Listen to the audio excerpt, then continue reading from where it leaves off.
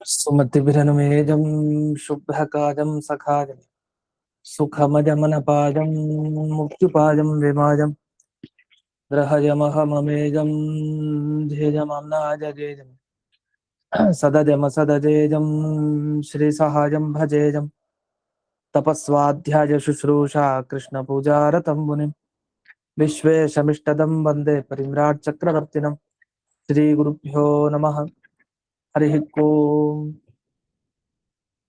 श्रियः पत्ये नित्या गणितगुणमाणिक्य विशदप्रभाजालोल्लासोपहत सकलावद्यतमसे जगज्जन्मस्थेम प्रलयरचनाशीलवपुषे नमो शेषाम्नाजस्मृतिहृदयदीप्ताय हरजे येन प्रादुरभाविभूमिबलजे विस्तारिगो सन्ततिः प्राबोधिश्रुतिपङ्कजं करुणया प्रकाशितत्वं परं ध्वान्तं ध्वंसमनादिसाधुनिकरश्चाकारि सन्मार्गगः तेन व्यासदिवाकरेण सततं मात्याजि मे मानसं व्याप्तिर्यस्य निजे निजे नमः सा पक्षे सपक्षे स्थितिः व्यावृत्तिश्च विपक्षतोऽथ विशदे सक्तिर्न वै बाधिते नैवास्ति प्रतिपक्षयुक्तिरतुलं शुद्धं प्रमाणं समे भूयात् तत्त्वविनिर्णयाय भगवान् आनन्दतीर्थो मुनिः भवति यदनुभावात्येडमूकोऽपि वाग्मि जडमतिरपि जन्तुर्जायते प्राज्ञमौलिः सकलवचनचेतो देवता भारती सा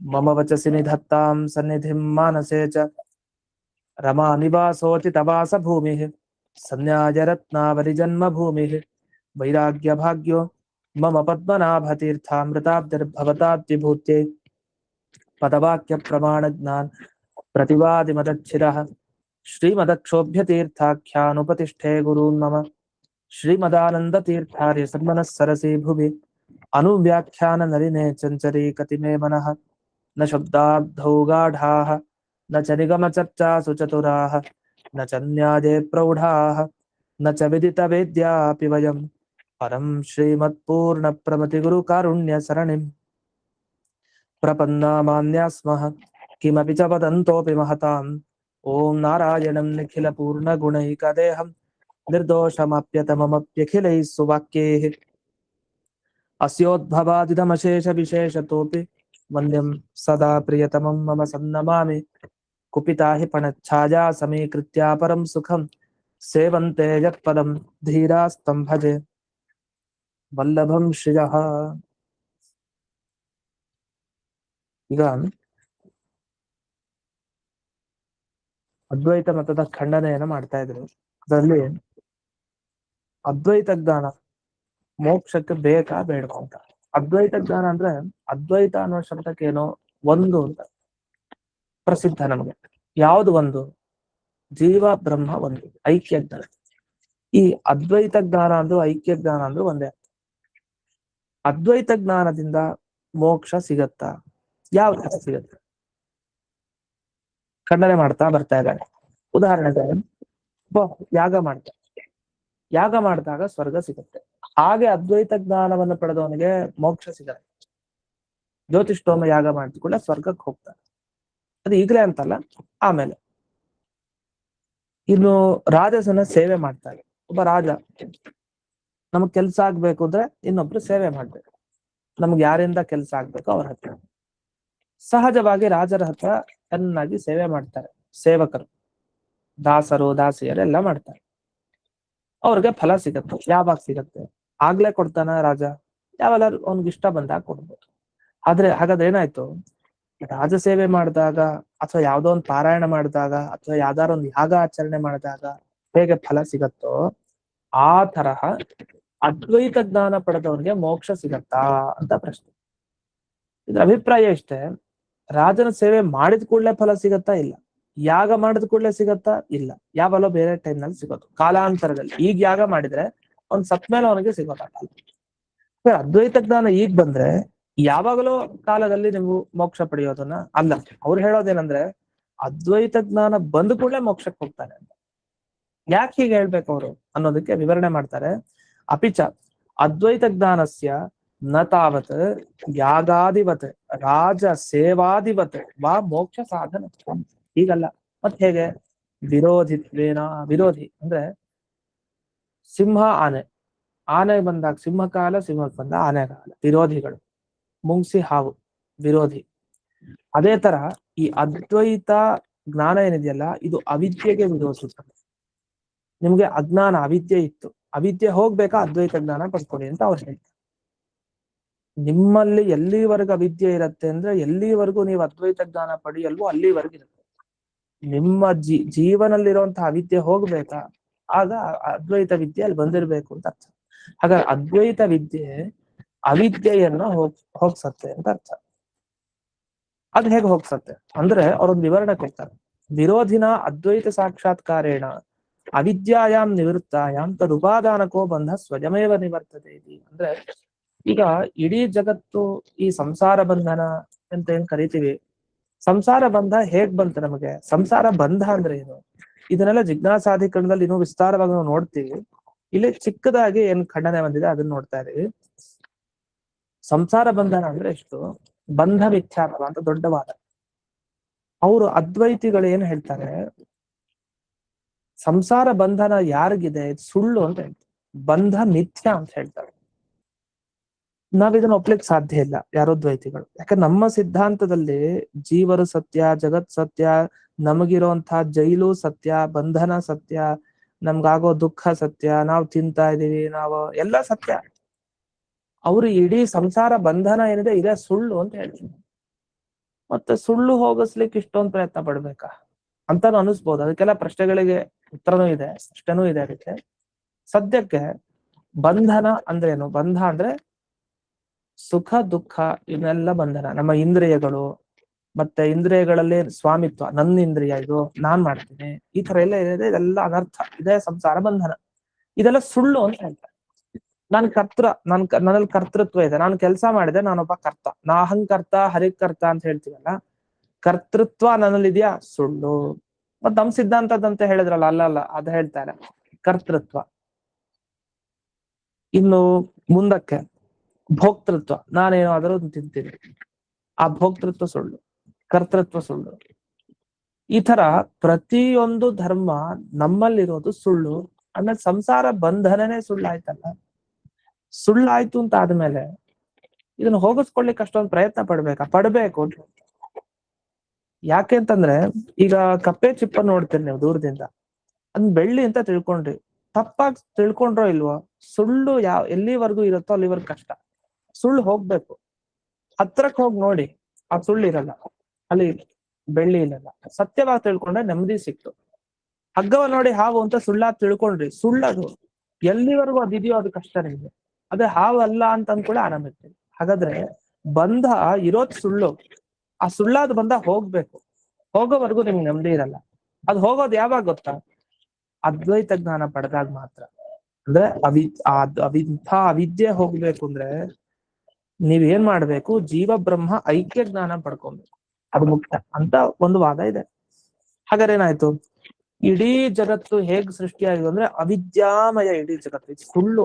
ಯಾಕೆಂದ್ರೆ ಅವಿದ್ಯೆಯಿಂದ ಏನೇನು ಸೃಷ್ಟಿಗೆ ಬಂದಿದೆಯೋ ಅದೆಲ್ಲ ಸುಳ್ಳು ಅಂತ ವಾದ ಇದೆ. ಅವಿದ್ಯಾ ತತ್ಕಾರ್ಯತ್ವಂ ಮಿಥ್ಯಾತ್ವಂ ಅಂತ ಒಂದು ಪಕ್ಷ. ಸುಳ್ಳು ಅಂದ್ರೆ ಏನು, ಇದ್ರ ಬಗ್ಗೆ ತುಂಬಾ ಚರ್ಚೆ ಇದೆ. ಜಿಜ್ಞಾಸಾಧಿಕರಣದಲ್ಲಿ ಸುಧಾಲ್ ಬರುತ್ತೆ, ವಿಶೇಷವಾಗಿ ನ್ಯಾಯಾಮೃತ ಗ್ರಂಥ, ವ್ಯಾಸರಾಜರ ನ್ಯಾಯಾಮೃತ ಗ್ರಂಥದಲ್ಲಿ ಸುಳ್ಳು ಅಂದ್ರೆ ಏನು, ಮಿಥ್ಯಾತ್ವಂ, ಮಿಥ್ಯಾ ಅಂದ್ರೆ ಸುಳ್ಳು, ಮಿಥ್ಯಾತ್ವಂ ನಾಮಕ್ಕೆ ಇದ್ರ ಬಗ್ಗೆ ವಿಶಾಲವಾಗಿ ಚರ್ಚೆ ಮಾಡ್ತಾರೆ. ಈ ಸುಳ್ಳು ಅಂದ್ರೆ ಹೀಗ ಅಂತ ಒಂದು ಎಷ್ಟೋ ಪಕ್ಷ ಹೇಳ್ತಾರೆ. ನಮ್ಗೆ ಸುಳ್ಳು ಅಂದ್ರೆ ಇಷ್ಟೊಂದಿದ್ಯಾ ಅಂತ ನಮ್ಗೆ ಅನ್ಸುತ್ತೆ. ಒಂದ್ ಶಬ್ದಲ್ಲಿ ಹೇಳ್ಬಿಡ್ತೀವಿ, ನೀ ಹೇಳೋದ್ ಸುಳ್ಳು, ನೀ ಹೇಳ್ತಾ ಇರೋದು ಸರಿ ಇಲ್ಲ, ಸತ್ಯ ಹೇಳ್ತಾ ಇಲ್ಲ, ಸುಳ್ಳು ಅಂತ ಹೇಳ್ಬಿಡ್ತೀವಿ. ಅಂದ್ರೆ ಸುಳ್ಳು ಅಂದ್ರೇನು, ಸತ್ಯ ಅಲ್ಲದೆ ಇರೋದು ಸುಳ್ಳು. ಇನ್ನೊಂದು, ಮೂರು ಕಾಲದಲ್ಲಿ ಇಲ್ದೇ ಇರೋದು ಸುಳ್ಳು. ಮೂರು ಕಾಲದಲ್ಲಿ ನೋಡಿ, ಉದಾಹರಣೆಗೆ ಈ ಕಪ್ಪೆ ಚಿಪ್ಪಿನಲ್ಲಿ ತರೋ ಬೆಳ್ಳಿ ಇದೆಯಲ್ಲ, ಅದ್ ಯಾವ ಕಾಲದಲ್ಲಿದೆ, ಯಾವ ಕಾಲದಲ್ಲಿ ಇಲ್ಲ. ಅಲ್ಲ ನಮ್ಗೆ ಕಾಣಿಸ್ತಾ ಇತ್ತಲ್ಲ, ಆ ಕಾಲದಲ್ಲಿ ಇತ್ತಲ್ಲ, ತೋರ್ಸಿ, ಆ ಕಾಲದಲ್ಲಿ ಇಲ್ಲ, ಅದ್ ಯಾವತ್ತೂ ಇಲ್ಲ. ಅದ್ರ ಬಗ್ಗೆನೂ ಚರ್ಚೆ ಮಾಡ್ತಾರೆ ನ್ಯಾಯಾಮೃತದಲ್ಲಿ. ಹಾಗಾದ್ರೆ ಸುಳ್ಳು ಅಂದ್ರೆ ಮೂರೂ ಕಾಲದಲ್ಲಿ, ಭೂತ ವರ್ತಮಾನ ಭವಿಷ್ಯತ್ ಕಾಲದಲ್ಲಿ ಇಲ್ದೇ ಇರೋದು ಸುಳ್ಳು, ಅಥವಾ ಸತ್ಯ ಅಲ್ಲದೇ ಇರೋದು ಸುಳ್ಳು, ಅಥವಾ ಹತ್ರಕ್ ಹೋಗಿ ಮುಟ್ಟಿದ್ರು ಸಿಗದೇ ಇರೋದು ಸುಳ್ಳು, ಅಥವಾ ನಮಗ್ ಜ್ಞಾನನೇ ಬರಲ್ಲ ಅದ್ರ ಬಗ್ಗೆ, ಅದನ್ನು ಸುಳ್ಳು ಅಂತ ಕರಿತೀರಾ. ಈ ತರ ಸಾಕಷ್ಟು ಮಿಥ್ಯಾ ವಿಕಲ್ಪಗಳು ಅಂತ ಹೇಳ್ತೀವಿ, ಮಿಥ್ಯಾತ್ವ ವಿಕಲ್ಪ. ಇದು ಮಿಥ್ಯಾ, ಹೀಗ ಹಾಗ ಅಂತ ಸುಮಾರು ಪಕ್ಷ ಖಂಡನೆ ಮಾಡಿ ಹೊರಡ್ತಾರೆ. ತುಂಬಾ ಹಿನ್ನೆಲೆ ಇದೆ ಇದ್ರ ವಿಷಯದಲ್ಲಿ.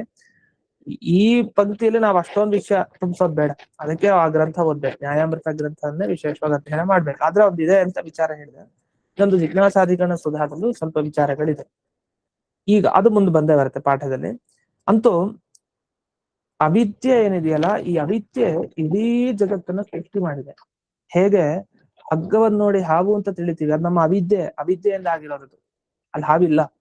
ಹಗ್ಗ ನಾವು ತಪ್ಪಾಗಿ ಗ್ರಹಿಸಿದ್ರಿಂದ ಅದು ಹಾವು ಅಂತ ಅನ್ಕೊಂಡ್ಬಿಡ್ತೀವಿ. ಹಾಗಾದ್ರೆ ಅವಿದ್ಯೆಯಿಂದ ಆದ ಸೃಷ್ಟಿ ಅದು ಸುಳ್ಳು, ಅದು ಸತ್ಯ ಆಗಿರಲ್ಲ. ಇಡೀ ಜಗತ್ತು ಅವಿದ್ಯೆಯಿಂದ ಸೃಷ್ಟಿಯಾಗಿರೋದು. ಇದು ಯಾರಲ್ಲಿರೋದು? ಬ್ರಹ್ಮನಲ್ಲೇ ಇರೋದು, ಇನ್ನೆಲ್ಲೂ ಇಲ್ಲ. ಯಾಕೆ ಜೀವರಿಲ್ವಲ್ಲ. ಜೀವನೇ ಒಂದು ಸುಳ್ಳಾದ ಪದಾರ್ಥ. ಆದ್ರಿಂದ ಹಾಗಾದ್ರೆ ಅದು ಅವಿದ್ಯೆ ಅನ್ನೋ ಅದು ಸತ್ಯ ಅಲ್ಲ, ಅದು ಮತ್ತೆ ಸುಳ್ಳೆ, ಸುಳ್ಳಾದ ಅವಿದ್ಯೆ. ಅಂಥ ಅವಿದ್ಯೆಯಿಂದ ಸುಳ್ಳಾದ ಅಂದ್ರೆ ಮಿಥ್ಯೆಯಾದ ಇಡೀ ಜಗತ್ತು ಸೃಷ್ಟಿಗೆ ಬಂದಿದೆ. ಯಾವಾಗ ಹೋಗುತ್ತೆ ಈ ಬಂಧನ? ನಾವ್ ತಿಂತಾ ಇದೀನಿ, ನಾನೊಬ್ಬ ಜೀವ ಇದ್ದೀನಿ, ನಾನು ಓದ್ತಾ ಇದ್ದೀನಿ, ನಿಮಗ್ ಪಾಠ ಹೇಳ್ತಾ ಇದ್ದೀನಿ, ನೀವು ಕೇಳ್ತಾ ಇದ್ದೀರಿ. ಇದೆಲ್ಲ ಏನಿದೆ, ಪಾಠಕತ್ವ ನನ್ನಲ್ಲಿದೆ, ಪಠಿತೃತ್ವ ನೀವು ಓದ್ತಾ ಇದ್ರಿ, ಅಥವಾ ಶ್ರೋತೃಗಳು ಅಂತ ಶ್ರೋತೃತ್ವ ನೀವು ಕೇಳ್ತೀವಿ. ನಾನು ಶ್ರಾವಕ, ನಾನು ಕೇಳಿಸ್ತಾ ಇದ್ದೀನಿ, ಶ್ರಾವಕತ್ವ. ಇದು ಎಲ್ಲಾ ಧರ್ಮ, ಇದು ಸಂಸಾರ ಬಂಧನ, ಇದೆಲ್ಲ ಸುಳ್ಳು, ಇದು ಯಾವ್ದು ಇಲ್ಲ, ಈ ಧರ್ಮ ಎಲ್ಲ ಸುಳ್ಳು ನಮ್ಮಲ್ಲಿರೋದು ಅಂತ ಇವ್ರ ವಾದ. ಮತ್ತೆ ಇದೆಲ್ಲ ತೋರ್ತಾ ಇದೆಲ್ಲ ಸುಮ್ನೆ ಒಂದಿಷ್ಟು ಕಾಲ ಅಷ್ಟೇ ವ್ಯವಹಾರದಲ್ಲಿರುತ್ತೆ, ಒಂದ್ ಸ್ವಲ್ಪ ಕಾಲ ಬದುಕಿದೀವಲ್ಲ, ಒಂದಿಷ್ಟು ವರ್ಷ ಸಾಧನೆ ಆಗೋವರೆಗೂ ಇದೆಲ್ಲ ಇರುತ್ತೆ, ಆಮೇಲೆ ಏನೂ ಇದೆಲ್ಲ ಅಂತ ಗೊತ್ತಾಗುತ್ತೆ ಅಂತ ಈ ತರ ವಾದ. ಹಾಗಾಗಿ ಏನಾಯ್ತು, ಅದ್ವೈತ ಸಾಕ್ಷಾತ್ಕಾರ ಆದ ವ್ಯಕ್ತಿಗೆ, ಅದ್ವೈತ ಜ್ಞಾನ ಅಂದ್ರೆ ಸಾಕ್ಷಾತ್ಕಾರ, ಅಂದ್ರೆ ಅಹಂ ಬ್ರಹ್ಮಾಸ್ಮಿ ಅಂತ ಅದ್ವೈತ ಸಾಕ್ಷಾತ್ಕಾರ ಆಗ್ಬೇಕು ಆ ವ್ಯಕ್ತಿಗೆ. ಆದ್ರೆ ಇದಾಗಲ್ಲ ಅಂತ ನಿರ್ಗುಣ ಬ್ರಹ್ಮ ಸಾಕ್ಷಾತ್ಕಾರ ಅಂದ್ರೆ ಇದೇ ಅರ್ಥ. ಅಂದ್ರೆ ಅದ್ವೈತ ಅಂದ್ರೆ ನಾನು ಬ್ರಹ್ಮ ಒಂದೇ ಏನರ್ಥ, ಅವನಲ್ಲೂ ಏನು ಗುಣ ಇಲ್ಲ, ನನ್ನಲ್ಲೂ ಏನು ಗುಣ ಇಲ್ಲ, ನಿರ್ಗುಣರಾದ ಇಬ್ರು ಚೇತನರು ಒಂದಾಗ್ತಾರೆ ಅಂದ್ರೆ ಒಂದೇ ಇರೋದು ಅಂತ. ಇದನ್ನೇ ಅಚ್ಯುತ ಪ್ರೇಕ್ಷಾಚಾರ್ಯರಿಗೆ ಅವ್ರ ಗುರುಗಳು ಹೇಳೋದು. ನನಗೆ ನಿರ್ಗುಣ ಬ್ರಹ್ಮೋಪಾಸನೆ ಮಾಡಿ ನಂಗೆ ಸಾಕ್ಷಾತ್ಕಾರ ಆಗ್ಲಿಲ್ಲ, ನಾನು ನಿಮ್ಮನ್ನ ಆಧಾರಿಲಿ ಹೋಗ್ಲಿಕ್ಕೆ ನಾನು ಇಷ್ಟಪಡೋದಿಲ್ಲ, ಆದ್ರಿಂದ ಇದ್ರ ಬಗ್ಗೆ ವಿಶ್ವಾಸ ಬೇಡ ಅಂತ ಹೇಳಿ ಅವ್ರು ಅಚ್ಯುತ ಪ್ರೇಕ್ಷಾಚಾರ್ಯರಿಗೆ ಉಪದೇಶ ಕೊಡ್ತಾರೆ. ಇದೆ ಈ ವಿಷಯದಲ್ಲಿ ಅದ್ವೈತ ಸಾಕ್ಷಾತ್ಕಾರನೇ ಕಷ್ಟ ಆಗಲ್ಲ ಅಂದ್ಮೇಲೆ ನೀವು ಅದ್ವೈತ ಸಾಕ್ಷಾತ್ಕಾರ ಪಡ್ಕೊಂಡು ಅವಿದ್ಯೆ ಹೋಗಿ, ಆ ವಿದ್ಯೆ ಹೋದ್ಮೇಲೆ ಅವಿದ್ಯೆಯಿಂದ ಸೃಷ್ಟಿಯಾದ ಈ ಜಗತ್ತಿಲ್ಲ ಅಂತ ಆಗೋದು, ಸಂಸಾರ ಬಂಧನ ಇಲ್ಲ ಅಂತ ಆಗೋದು, ಇದೆಲ್ಲ ತುಂಬಾ ದೂರ. ಒಂದು ಆಗ್ಲಿ ಅದ್ವೈತ ಸಾಕ್ಷಾತ್ಕಾರ ಆಗಿರೋರು ಕೆಲವರು ಇದಾರೆ ಅಂತ ಇಟ್ಕೊಳ್ಳೋಣ, ವಸ್ತುತಃ ಅಲ್ಲ, ಇಲ್ವೇ ಇಲ್ಲ ಅದ್ವೈತ ಸಾಕ್ಷಾತ್ಕಾರ ಅಂತ ಇದೆ ಅಂತ ಇಟ್ಕೊಂಡ್ರು ಒಂದು ಆಕ್ಷೇಪ ಇರ್ತಾರೆ. ಈ ಆಕ್ಷೇಪಕ್ಕೆ ನಮ್ಮ ಸಿದ್ಧಾಂತದಲ್ಲಿ ಮಾತ್ರ ಉತ್ತರ ಇದೆ. ನಮ್ಮ ಗುರುಗಳು ವಿಶ್ವೇಶತೀರ್ಥರು ಅನೇಕ ಬಾರಿ ಹೇಳ್ತಾ ಇದ್ರು ಈ ವಿಷಯನ. ಪ್ರತಿ ಸಲ ಪಾಠದಲ್ಲಿ ಬಂದಾಗ ಎಲ್ಲೆಲ್ಲಿ ಈ ಭಾಗಕ್ಕೆ ಸಂಬಂಧಪಡುತ್ತೋ ಅದು ಹೇಳ್ತಾ ಇದ್ರು. ಇದು ಹಿಂದೆನೊಮ್ಮೆ ಪಾಠದಲ್ಲೇ ಹೇಳಿದೆ. ಅವ್ರಿಗೂ ಅನಂತ ಕೃಷ್ಣ ಶಾಸ್ತ್ರಿಗಳಿಗೂ ಚರ್ಚೆ ಆಯ್ತು ಉಡುಪಿಲಿ. ಆ ಚರ್ಚೆ ಆದಾಗ ಈ ಪ್ರಶ್ನೆಗೆ ಅವ್ರ ಉತ್ತರ ಹೇಳಲಿಲ್ಲ. ಮತ್ತ ಆಮೇಲೆ ಸಂಧ್ಯಾವಂದನೆ ಮಾಡ್ಬೇಕು, ಸಮಯ ಆಗೋಯ್ತು ಅಂತ ವಿಕ್ಷೇಪ ಅಂತ ನಿಗ್ರಹಿಸ್ತಾರೆ. ಅದು ವಾದಕ್ಕೆ ಕೂತಾಗ ಉತ್ತರ ಕೊಡ್ಲಿಕ್ಕೆ ಆಗದೆ ಅಂದ್ರೆ ಏನೋ ಬೇರೆ ಕಾರಣ ಕೊಟ್ಟು ಅಲ್ಲಿಂದ ಜಾಗ ಖಾಲಿ ಮಾಡ್ಬಿಡ್ತಾರೆ. ಹಾಗೆ ಒಂದು ನಿಗ್ರಹ ಸ್ಥಾನ ಬಂತು, ವಿಕ್ಷೇಪ ಅಂತ. ಅದು ಯಾವತ್ತು ವಾದ ಕಥೆಯಲ್ಲಿ ನಡೆದ್ರೆ ತೊಂದ್ರೆ ಇಲ್ಲ, ಅಂದ್ರೆ ಗುರು ಶಿಷ್ಯರ ಮಧ್ಯೆ ನಡೆದ್ರೆ ತೊಂದ್ರೆ ಇಲ್ಲ, ಅದೇ ವಾದಿ ಪ್ರತಿವಾದಿಗಳು ನಡಿಬಾರ್ದು. ಇಲ್ಲ ನಂಗೆ ಆಗಲ್ಲ ಅಂತ ಹೇಳಿ ಹೊರಟ್ರು, ಆಮೇಲೆ ಊರಿಗೆ ಹೋಗ್ಬಿಟ್ರು ಅಂತ, ಮತ್ ಸಿಗ್ಲೇ ಇಲ್ಲ ಗುರುಗಳಿಗೆ ಅಂತ ಅವ್ರು ಹೇಳಿ ನಗ್ತಾ ಇದ್ರು. ಅಂದ್ರೆ ಆಚಾರ್ಯರ ಸಿದ್ಧಾಂತ ಹೇಗಿದೆ, ಆ ಪ್ರಶ್ನೆಗಳಿಗೆ ಉತ್ತರ ಜಯತೀರ್ಥರ ಕ್ರಮ ಹೇಗಿದೆ ನ್ಯಾಯ ಸುಧಾದಲ್ಲಿ, ಆ ಉತ್ತರಗಳನ್ನ ಹೇಳಿದಾಗ ಕಷ್ಟ ಇದೆ ಅಂತ ಹೇಳಲಿಕ್ಕೆ ಒಂದು ಭಾಗ. ಅದ್ ಯಾಕಂದ್ರೆ ಇದಕ್ಕೆ ಏನು ಉತ್ತರ ಹೇಳಲಿಕ್ಕೆ ಕಷ್ಟ ಇದೆ, ಯಾಕಂದ್ರೆ ಇಲ್ಲೇ ಎಲ್ಲಾ ಪ್ರಶ್ನೆಗಳು ಉತ್ತರ ಕೊಟ್ಬಿಟ್ಟಿದ್ದಾರೆ, ಅದ್ರ ಮೇಲೆ ಏನು ವಾಕ್ಯಾರ್ಥ ಮಾಡ್ಲಿಕ್ಕೆ ಆಗಲ್ಲ, ಅಷ್ಟು ಕಷ್ಟ ಇದೆ. ಏನಾಯ್ತು ಇಲ್ಲಿ, ತಥಾಚ ಸಾಕ್ಷಾತ್ಕೃತ ಅದ್ವೈತಾನಾಂ ಉತ್ತರ ಕ್ಷಣೇಯವ ದೇಹಾದಿ ದ್ವೈತ ದರ್ಶನಾಭಾವ ಪ್ರಾಪ್ನೋತಿ. ಇದೇ ಅವ್ರ ವಾದ. ವಿಶ್ವೇಶತೀರ್ಥರು ಹೇಳ್ತಾ ಇದ್ದ ಈ ವಾದ ಅವ್ರು ಹೇಳ್ತೀನಿ. ಏನಂದ್ರೆ ಈಗೊಬ್ಬ ಅದ್ವೈತ ದರ್ಶನ ಮಾಡ್ಕೊಂಡ ವ್ಯಕ್ತಿಗೆ ಅದ್ವೈತ ಸಾಕ್ಷಾತ್ಕಾರ ಆಯ್ತು. ಈಗ ಆದ ಕೂಡಲೇ ಅವನು ಸಂಸಾರದಲ್ಲಿ ಇರಬಾರ್ದು, ಮುಂದಿನ ಕ್ಷಣದಲ್ಲೇ ಅವನು ಮೋಕ್ಷಕ್ಕೆ ಹೋಗ್ಬೇಕು. ಇದನ್ನ ಅವ್ರು ಒಪ್ಪಿದ್ದಾರೆ. ಯಾಕಂದ್ರೆ ಬೆಳಕು ಬಂದಾಗ ಕತ್ತಲೆ ಇರಲ್ಲ, ಕತ್ತಲೆ ಎಲ್ಲಿವರೆಗೂ ಇರತ್ತೆ, ಬೆಳಕು ಬರೋವರೆಗೂ ಮಾತ್ರ ಇರುತ್ತೆ, ಬಂದ್ರೆ ಇರಲ್ಲ. ನೀವು ಹಾಗೆ ಜ್ಞಾನ ಅಜ್ಞಾನ ಒಪ್ಪಿದಿರಿ. ಅದ್ವೈತ ಸಾಕ್ಷಾತ್ಕಾರ ಅಂದ್ರೆ ಅದ್ವೈತ ಜ್ಞಾನ, ಜ್ಞಾನ ಬಂದಾಗ ಅವಿದ್ಯೆ ಅಜ್ಞಾನ ಹೋಗ್ಬೇಕು. ಅದು ಟೈಮ್ ಇಲ್ಲ, ಒಂದ್ ಸ್ವಲ್ಪ ನಾನು ಅಜ್ಞಾನ ಒಂದ್ ಸ್ವಲ್ಪ ಇರ್ತೀನಿ ನಿನ್ ಜೊತೆಗೆ, ಆಮೇಲೆ ಹೋಗ್ತೀನಿ ಒಂದಷ್ಟು ಹೊತ್ತಾದ್ಮೇಲೆ. ಅಲ್ಲ, ಕತ್ತಲೇನೋ ಸ್ವಲ್ಪ ಬೆಳಕ್ ಬಂದಿದೆ, ಇನ್ನೊಂದ್ ಸ್ವಲ್ಪ ಇರ್ತೀನಿ, ಇನ್ನೊಂದ್ ಸ್ವಲ್ಪ ಬಿದ್ನ ಹೋಗ್ತೀನಿ, ಆಗಲ್ಲ. ಬೆಳಕ್ ಬಂದ ಕೂಡಲೇ ಮುಂದಿನ ಕ್ಷಣದಲ್ಲೇ ನಾಶ ಆಗುತ್ತೆ. ಅದು ಇರಬಾರ್ದು ಅಲ್ಲಿ ಬಂದ ಕೂಡಲೇ. ಇದು ಸ್ಥಿತಿ. ಯಾಕಂದ್ರೆ ವಿರೋಧ. ಸ್ವಲ್ಪ ಹೊತ್ತು ಕಾಯ್ತೀವಿ, ಹಾಗೆಲ್ಲ ಆಗಲ್ಲ. ಇವ್ರು ಬರೋ ಅಷ್ಟೊತ್ತಿಗೆ ಅವ್ರ ಜಾಗ ಖಾಲಿ ಮಾಡಿರ್ತಾರೆ ಅಷ್ಟೇ. ಅವ್ರು ಬಂದ್ರೆ ಅವ್ರ ಜಾಗ ಖಾಲಿ. ಆತರ ಇಲ್ಲಿ ಅದ್ವೈತ ಜ್ಞಾನ ಸಾಕ್ಷಾತ್ಕಾರ ಆದ ವ್ಯಕ್ತಿಗೆ ಮುಂದಿನ ಕ್ಷಣದಲ್ಲಿ ಸಂಸಾರದಲ್ಲಿ ಸ್ಥಿತಿ ಇರಬಾರ್ದು. ಅವ್ನು ಇರಬಾರ್ದು, ಅವ್ನು ಮುಂದಕ್ಕೆ ಹೋಗ್ಬೇಕು. ಯಾಕೆಂದ್ರೆ ದೇಹಾದಿ ದ್ವೈತ ದರ್ಶನಾಭಾವ ಪ್ರಾಪ್ನೋತಿ. ಅಂದ್ರೆ ಯಾವಾಗ ಅವನು ಅದ್ವೈತ ಸಾಕ್ಷಾತ್ಕಾರ ಪಡಿತಾನೆ, ಮುಂದೆ ಅವನಿಗೆ ದೇಹನೇ ಕಾಣಲ್ಲ. ಯಾರಿಗೂ ಯಾರ ದೇಹನೂ ಕಾಣಲ್ಲ, ಯಾರಿಗ ಅದ್ವೈತ ಸಾಕ್ಷಾತ್ಕಾರ ಆಗಿದೆ. ಯಾಕೆಂದ್ರೆ ದೇಹ ಕಂಡ್ರೆ ಅವನು ಇನ್ನೂ ಅದ್ವೈತ ಸಾಕ್ಷಾತ್ಕಾರ ಆಗಿಲ್ಲ ಅಂತ ಅರ್ಥ. ಅವನಿಗೆ ಅದ್ವೈತ ಸಾಕ್ಷಾತ್ಕಾರ ಅನ್ನೋದಕ್ಕೆ ಏನರ್ಥ? ಒಂದೇ ಇರೋದು ವಸ್ತು ಜಗತ್ನಲ್ಲಿ ಅಂತ ಅಷ್ಟೇ, ಶುದ್ಧ ಚೇತನ. ಈಗ ನಮ್ಗೆ ಯಾರಿಗಾರ ಅದ್ವೈತ ಸಾಕ್ಷಾತ್ಕಾರ ಆದ್ರೆ ನೀವು ಕಾಣ್ಬಾರ್ದು, ನಾನು ಕಾಣ್ಬಾರ್ದು, ಈ ಸುತ್ತಲೂ ಮುತ್ತಲು ಏನು ವಸ್ತುನು ಇರ್ತಾರೆ. ನಿಮಗ್ ಕಾಣ್ಬೋದು ಬೇಕಾದ್ರೆ, ಯಾಕೆ ನಿಮ್ಗಿನ್ನೂ ಅದ್ವೈತ ಸಾಕ್ಷಾತ್ಕಾರ ಆಗಿರಲ್ಲ ಅದರಿಂದ. ಆದ್ರೆ ಯಾವ ವ್ಯಕ್ತಿಗೆ ಅಥವಾ ನಿಮ್ಗೆ ಅದ್ವೈತ ಸಾಕ್ಷಾತ್ಕಾರ ಆಗಿದೆ, ಆಗ ನಾನೇನು ಹೇಳ್ತಾ ಇದ್ರು, ನನ್ನ ದೇಹ ನನ್ನ ಮಾತು ನಿಮ್ಗೇನು ಕೇಳಿಸ್ಬಾರ್ದು. ಯಾಕಂದ್ರೆ ಇರೋದೇ ಒಂದು, ಎರಡನೇದಿಲ್ಲ ಅಲ್ಲಿ. ನಿಮ್ಮ ದೇಹನೂ ನಿಮಗ್ ಕಾಣಿಸಲ್ಲ, ನಿಮ್ ಇಂದ್ರಿಯಗಳು ಇಲ್ಲ, ಏನೂ ಇಲ್ಲ, ಶುದ್ಧ ಚೇತನ, ಅವನಲ್ಲಿ ಏನೂ ಇಲ್ಲ. ಇದು ಯಾವ್ದು ಕಾಣದೇ ಇದ್ರೆ ಮಾತ್ರ ನಿಮ್ಗೆ ಅದ್ವೈತ ಸಾಕ್ಷಾತ್ಕಾರ ಆಗಿದೆ, ನೀವು ಮೋಕ್ಷಕ್ಕೆ ಹೋಗಿದ್ದೀರಿ. ಇಲ್ಲಿ ವಾದ ಎಲ್ಲಿ ಬರೋದು ಅಂದ್ರೆ, ಅದ್ವೈತ ಸಾಕ್ಷಾತ್ಕಾರ ಆದ ಕೂಡಲೇ ಮೋಕ್ಷಕ್ಕೆ ಹೋಗ್ಬೇಕು, ಒಂದ್ ಸಂಸಾರದಲ್ಲಿ ಇರುತ್ತೆ. ಹಾಗಾದ್ರೆ ಅದ್ವೈತ ಸಾಕ್ಷಾತ್ಕಾರ ಆದವ್ರು ಭೂಮಿಲಿ ಇದಾರಾ? ಇಲ್ಲ ಅಂತ ವಾದ ಮುಖ್ಯ, ದ್ವೈತ ಸಿದ್ಧಾಂತದವರ ಆಕ್ಷೇಪ. ಯಾಕಂದ್ರೆ ಅದ್ವೈತ ಸಾಕ್ಷಾತ್ಕಾರ ಆದವ್ರು ಭೂಮಿ ಮೇಲೆ ಇರ್ತಾರೆ ಅಂದ್ರೆ ಅವ್ರಿಗೆ ದ್ವೈತ ಸಾಕ್ಷಾತ್ಕಾರ ಇನ್ನೂ ಆಗ್ತಾ ಇದೆ ಅಂತ ಅರ್ಥ. ಇನ್ನೂ ಎರಡನೇದು ಮೂರನೇ ವಸ್ತು, ನಾನು, ನನ್ನ ದೇಹ, ನನ್ನ ಹೆಂಡತಿ, ನನ್ನ ಮಕ್ಕಳು, ಅವರು ಇವರು ಎಲ್ಲ ಕಾಣ್ತಾ ಇದಾರೆ ಅಂತ ಅರ್ಥ. ಇದು ಕಾಣ್ತಾ ಇದೆ ಅಂತ ಆದ್ರೆ ಅವ್ರಿಗೆ ಅದ್ವೈತ ಸಾಕ್ಷಾತ್ಕಾರ ಆಗಿಲ್ಲ ಅಂತ ಅರ್ಥ. ಇಲ್ಲ ಅದ್ವೈತ ಸಾಕ್ಷಾತ್ಕಾರ ಆಗಿದೆ ಅಂದ್ರೆ ಈ ಭೂಮಿಲಿರೋರು ಯಾರು ಅಂತ ಅದ್ವೈತ ಸಾಕ್ಷಾತ್ಕಾರ ಪಡೆದಿಲ್ಲ ಅಂತ ಫಿಕ್ಸು, ಅವ್ರು ಮೋಕ್ಷಕ್ಕೆ ಹೋಗ್ತಾರೆ. ಹಾಗಾದ್ರೆ ಯಾರು ಮೋಕ್ಷದಲ್ಲಿದ್ದಾರೋ ಅವ್ರಿಗೆ ಅದ್ವೈತ ಸಾಕ್ಷಾತ್ಕಾರ ಆಗಿದೆ, ಯಾರು ಸಂಸಾರದಲ್ಲಿದ್ದಾರೋ ಅವ್ರಿಗೆ ಇನ್ನೂ ಅದ್ವೈತ ಸಾಕ್ಷಾತ್ಕಾರ ಆಗಿಲ್ಲ.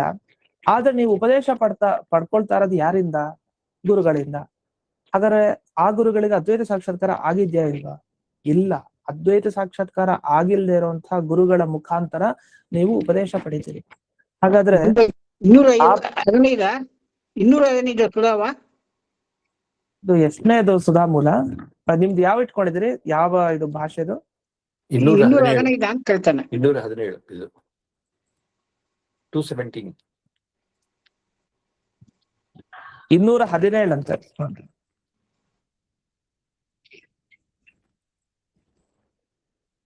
ಹೀಗೆ ಈ ಅದ್ವೈತ ಸಾಕ್ಷಾತ್ಕಾರ ಆದ ವ್ಯಕ್ತಿ ಏನಿದ್ದಾನೆ, ಅಂತ ವ್ಯಕ್ತಿ ತಾನು ಭೂಮಿ ಮೇಲೆ ಇರ್ಲಿಕ್ಕೆ ಸಾಧ್ಯ ಇಲ್ಲ, ಅವರಿಂದ ಉಪದೇಶ ಪಡ್ಕೊಳ್ಲಿಕ್ಕೆ ಆಗಲ್ಲ. ಅಂದ್ರೆ ಯಾರಿಗೆ ಬ್ರಹ್ಮ ಸಾಕ್ಷಾತ್ಕಾರ ಆಗಿದೆ, ಅಂದ್ರೆ ಅದ್ವೈತ ಸಾಕ್ಷಾತ್ಕಾರ ಆಗಿದೆ, ನಿರ್ಗುಣ ಬ್ರಹ್ಮ ಸಾಕ್ಷಾತ್ಕಾರ, ಅಂತ ವ್ಯಕ್ತಿ ಭೂಮಿಯಲ್ಲಿ ಇಲ್ಲ.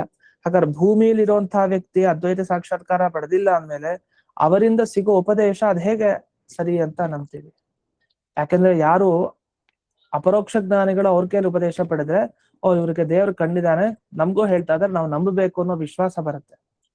ಆದ್ರೆ ಇವರೇ ದೇವ್ರನ್ನ ನೋಡಿಲ್ಲ ಅಂದ್ಮೇಲೆ ಇವ್ರ ಉಪದೇಶ ನಾವು ಪಡ್ಕೊಂಡು ಏನ್ ಮಾಡ್ಬೇಕು? ಅದಕ್ಕಿಲ್ಲ ಅಪರೋಕ್ಷ ಜ್ಞಾನಿಗಳು ಬರ್ದ್ ಗ್ರಂಥ ನೋಡ್ಕೊಂಡು ಹೇಳ್ತೀವಿ ಅಂತ. ಆದ್ರೆ ಅಪರೋಕ್ಷ ಜ್ಞಾನಿಗಳು ಅಂತ ಆದ್ಮೇಲೆ ಅವ್ರು ಹೆಂಗ್ ಭೂಮಿ ಮೇಲೆ ಇರ್ತಾರೆ? ದೇವ್ರು ನೋಡ್ದವ್ರು. ನಮ್ ಸಿದ್ಧಾಂತಲ್ಲಿ ಒಪ್ತೀವಿ, ಅದಕ್ಕೆ ನಾವು ಉತ್ತರ ಇದೆ.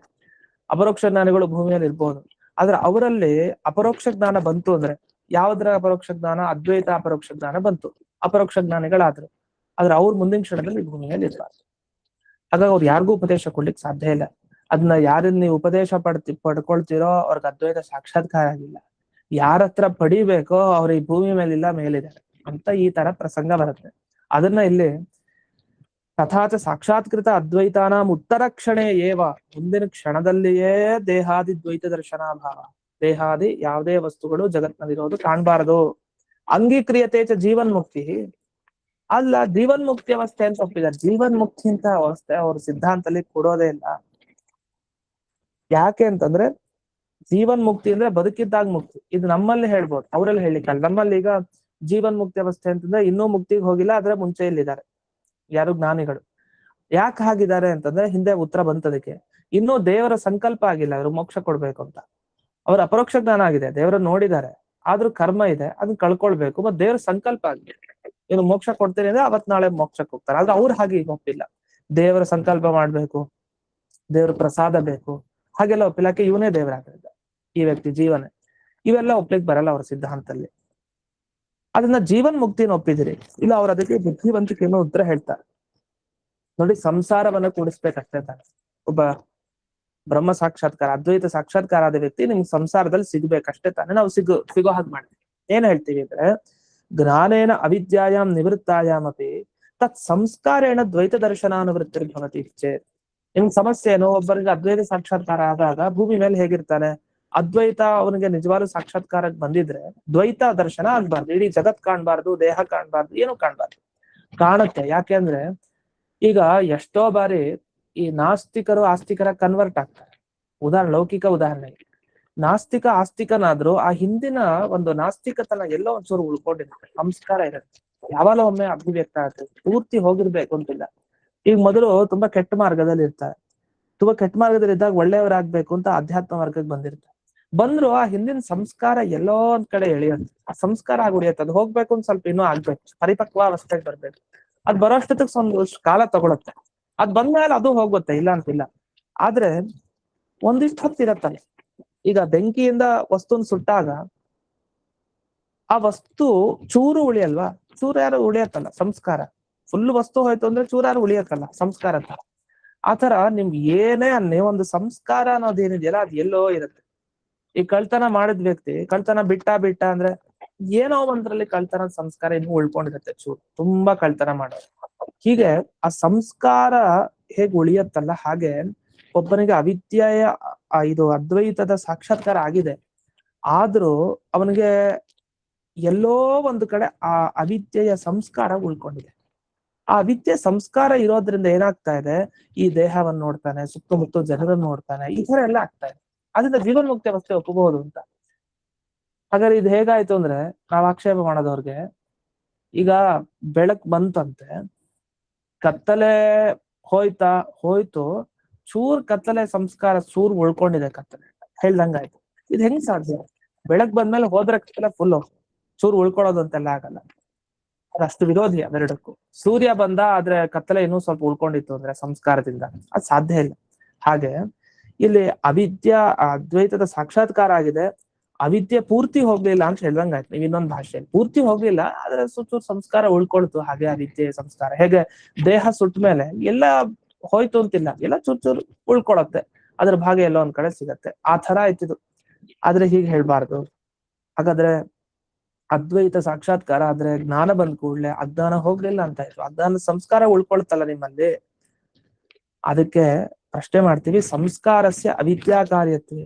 ಈಗ ಈ ಸಂಸ್ಕಾರ ಅಂತ ಒಂದ್ ಬಂತಲ್ಲ, ಅಂದ್ರೆ ಅವಿದ್ಯೆಯ ಸಂಸ್ಕಾರ ಉಳಿಯಿತು ಹಾಗೆ ಹೇಗೆ, ಇದು ಯಾವ್ದ್ರಿಂದ ಬರೋದು ಈ ಸಂಸ್ಕಾರ ಅಂತ ಮತ್ತವರಿಗೆ ಪ್ರಶ್ನೆ ಮಾಡ್ತೀವಿ. ಅವಿದ್ಯಾ ಸಂಸ್ಕಾರ ಅದು ನಿಜವಾಗಿಲ್ಲ, ಅದು ಅವಿದ್ಯೆಯಿಂದಲೇ ಹುಟ್ಟಿರ್ಬೇಕು, ಅವಿದ್ಯೆಯಿಂದಲೇ ಸೃಷ್ಟಿಯಾಗಿದೆ. ಯಾಕೆ ಅವ್ರ ಮತದಲ್ಲಿ ಎಲ್ಲವೂ ಅವಿದ್ಯೆಯಿಂದಲೇ ಸೃಷ್ಟಿಯಾಗೋದು, ಯಾವುದೂ ಸತ್ಯ ಅಲ್ಲ. ಬ್ರಹ್ಮ ಮಾತ್ರ, ಅವಿದ್ಯೆಯಿಂದ ಸೃಷ್ಟಿ ಆಗದೆ ಇರೋನು ಬ್ರಹ್ಮ ಮಾತ್ರ, ನಿರ್ಗುಣ ಬ್ರಹ್ಮ, ಅವ್ನು ಮಾತ್ರ ಸತ್ಯ. ಇನ್ಮಿಕ್ಕಿದ್ದೆಲ್ಲ ಅವಿದ್ಯೆನೇ ಸೃಷ್ಟಿನೇ ಅಂತ ಒಪ್ಪೋದು. ಹಾಗಾದ್ರೆ ಅವಿದ್ಯೆಯ ಸೃಷ್ಟಿ ಸಂಸ್ಕಾರ ಅಂದ್ರೆ ಇನ್ನೂ ಹೋಗ್ಲಿಲ್ವಾ? ಹಾಗಾದ್ರೆ ಅದ್ವೈತ ಸಾಕ್ಷಾತ್ಕಾರ ಆದ್ರೂ ಅವಿದ್ಯೆಯ ಸಂಸ್ಕಾರ ಹೋಗ್ತಾ ಇಲ್ಲ ಅಂದ್ರೆ ಇನ್ ಯಾವತ್ತು ಹೋಗತ್ ನಿಮ್ಗೆ ಆ ಸಂಸ್ಕಾರ? ಯಾವತ್ತು ಮಡಿಕೆ ಮೇಲೆ ದಂಡ ಪ್ರಹಾರ ಮಾಡಿದ್ರೆ ಅದರ ಪುಡಿ ಅವಶೇಷಗಳೆಲ್ಲ ಕಾಣುತ್ತೆ. ಹಾಗೆ ಇಲ್ಲಿ ಅದ್ವೈತ ಸಾಕ್ಷಾತ್ಕಾರ ಆದ ಕೂಡಲೇ ಅವಿದ್ಯೆ ಹೋಯ್ತು ಅಂದ್ರೆ, ಸ್ವಲ್ಪ ಪುಡಿಯಾಗಿ ಹೋಯ್ತು ಅಂದ್ರೆ ಯಾವ್ದ್ರಿಂದ ಮತ್ತೆ ಹೋಗೋಣ? ಪುಡಿನೂ ಮತ್ತೆ ಅವಿದ್ಯೆಯ ಪುಡಿ ಅದು ಹೋಗ್ಬೇಕಲ್ಲ. ಅದರಿಂದ ನೀವು ಅದ್ವೈತ ಸಾಕ್ಷಾತ್ಕಾರ ಅಂದ್ರೆ ಅದ್ವೈತ ಜ್ಞಾನವನ್ನ ಚೆನ್ನಾಗಿ ಪಡ್ಕೊಂಡಿ. ಜ್ಞಾನ ಬಂದ್ಮೇಲೆ ಅಜ್ಞಾನದ ಸಂಸ್ಕಾರ ಅದು ಯಾವ್ದು ಉಳಿಯಲ್ಲ. ಅಜ್ಞಾನದ ಸಂಸ್ಕಾರನು ಅಜ್ಞಾನದಿಂದಲೇ ಹುಟ್ಟಿರ್ಬೇಕು. ಅದರಿಂದ ಹೇಗೆ ಅಂತ ಈ ಪ್ರಶ್ನೆಗಳಿದೆ. ಅದಕ್ಕೆ ಮತ್ತೆ ಉತ್ತರ ಕೊಡ್ಲಿಕ್ಕೆ ಪ್ರಾರಂಭ ಮಾಡ್ತಾರೆ. ಒಂದ್ ಪ್ರಶ್ನೆ ಮಾಡಿದ್ದಕ್ಕೆ ಹೀಗೆ ಚರ್ಚೆ ಆಗ್ತಾ ಕೊನೆಗೆ ಇದು ಸಾಧ್ಯ ಇಲ್ಲ ಅಂತ ದೇತೀರ್ಥರು ವರ್ಣಿಸಿ ನಿಲ್ಲಿಸ್ತಾರೆ. ಏನು ಅನ್ನೋದ್ರ ಮುಂದಿನ ಪಾಠದಲ್ಲಿ ನೋಡೋಣ ಅಂತ ಹೇಳ್ತಾ ಇಂದಿನ ಪಾಠವನ್ನ ಗುರುವಂತರ್ಗತ ವ್ಯಾಸತೀರ್ಥ ಗುರುವಂತರ್ಗತ ಭಾರತೀಯ ರಮಣ ಮುಖ್ಯ ಪ್ರಾಣಾಂತರ್ಗತ ಶ್ರೀಮನ್ಮೂಲ ಗೋಪಾಲಕೃಷ್ಣನಿಗೆ ಅರ್ಪಣೆಯನ್ನು ಮಾಡ್ತೇನೆ. ಶ್ರೀಕೃಷ್ಣ ನಮಸ್ಕಾರ.